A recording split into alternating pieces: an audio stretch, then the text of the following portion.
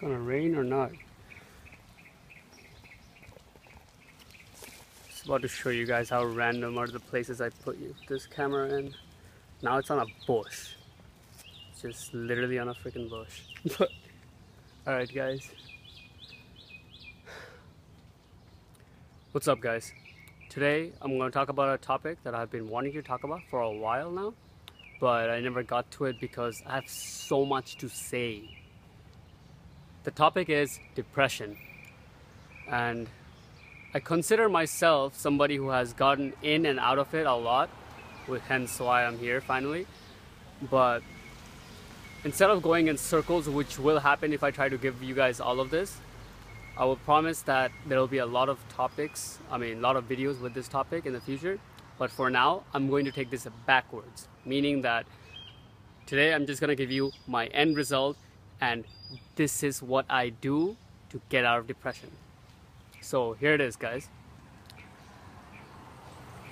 Common scenario: one day I wake up and the world seems black and white. It's all dark. Not to be too poetic, but anyone who's been in depression knows what I'm saying. It's a time when whenever you think about anything, whatever it may be, life just feels pointless. And this is the most dangerous part, because here's what I feel like most people go wrong in, and I have for the longest time. What we do is we identify ourselves as somebody who is depressed. And the reason why this is such a damaging thought and idea is because it is not the case. Depression is more like a flu or like a cold. It's a virus. You can think of it as like a little cold or a fever that got a hold of you. And this changes everything. And I can tell you that this is how it is. This is the truth.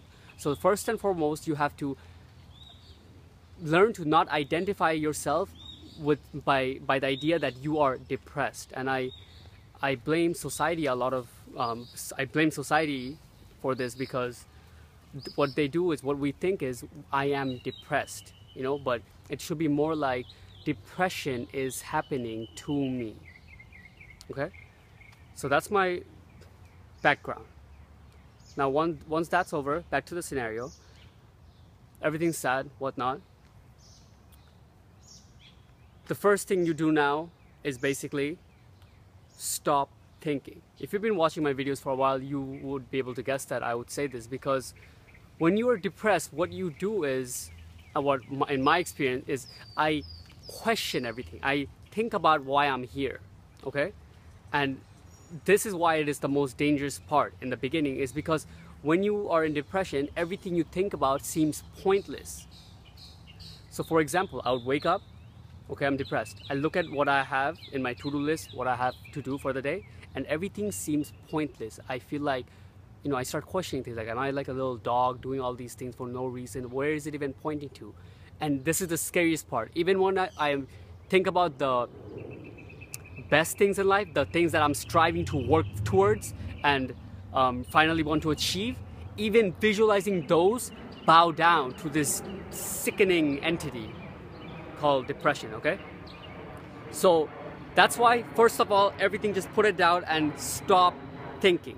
Even if you can't stop thinking, stop questioning your values, your goals, your relationships. That's another bad part that I think I do more than others. It's like, I question like, oh, these friends I have, are they really there for my total well-being, or do I really need them? Why can't I just go somewhere else completely new and start over? Delete my Facebook, delete my Skype, everything, no family, nothing. I'll just be alone, something like, and start off new, fresh. And it is complete, this is complete whack, because why would you do that to your loved ones? It's not fair to them or yourself. So I want to repeat again, I know I'm hammering on this a bit hard, but this is, I believe, what the most important part is. You need to stop questioning your values, relationships, all the things that you have done good. Stop questioning their final outcome or if they're worth it or anything. Just stop. Next is just get up and clean the shit out of your room. I'll tell you why you need to do this in a minute, but I want to share a little unique technique I do this. And it may seem a little strange, but what I see myself doing is I actually have a split identity. I don't think of it this consciously when I'm explaining it, but this is how it goes. I basically talk to my mind with my body. So, for example, I tell my head like, okay, you can do whatever the fuck you want. You can be a depressed little bitch, but me, the body, I'm going to take over for today, and I'm going to do what the fuck I'm going to do. So I just get up, go, wash the rotten dishes on the side, which has been lying there, whatever, organize my clothes, clean my shelf, everything will be neat and tidy as if you have freaking OCD, okay? Sweep everything off, break a little sweat, get a little dusty, and you'll be perfectly ready for the next step, which is put on your trainers and head to the gym or outside. For what you're going to do is go for a long jog. And it has to be a jog. I've gone in and out of this so many times, and I tried to work out, push through depression, and doing normal strength training just doesn't do it, at least for me. Because strength training is in waves, you know? You go hard, then you have a rest period. And in that rest period, that's when the depression gets you. But if you have something that's more rhythmic, progressively accelerating, you know, there's just something about jogging, the way it accelerates slowly and you get in a rhythm where your body slowly overrides your mind.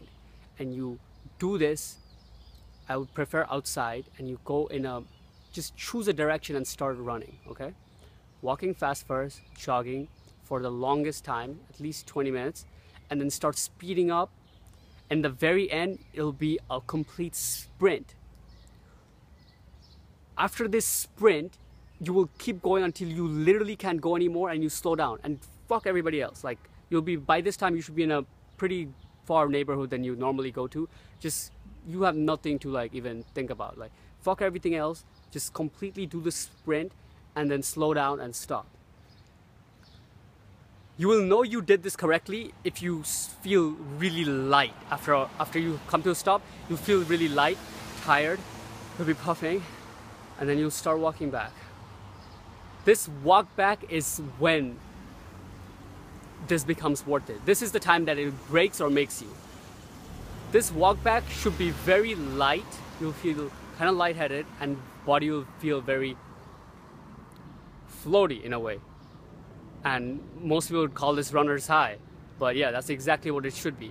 You'd feel almost as if you're a little euphoric from the run and your body will be light. The best part about this is you'll realize your mind is not as fidgety anymore. It's not attacking these values and those values and here's this and this, that. It's just calm, kind of tired with the body. It just settled in. It's more down. You go to your house, turn on the shower, and the third step is here where you are completely present. This is the most present you have to be. Really take a cold shower and imagine and visualize yourself literally draining the depression away, cleansing it. Be completely present. Feel the water flowing down your body, the sensation of cold, and everything that stands for. Get dressed, go to your room, which will be completely neat and tidy now, and meditate. Just meditate. 10 minutes. 10 minutes, just meditate. It doesn't have to be anything fancy. You don't have to look up a track on YouTube for guided or anything. Just focus on your breath. Long exhales, long inhales. When you're done, I promise you, now when you think about your goals and values, it won't be black and white. Peace.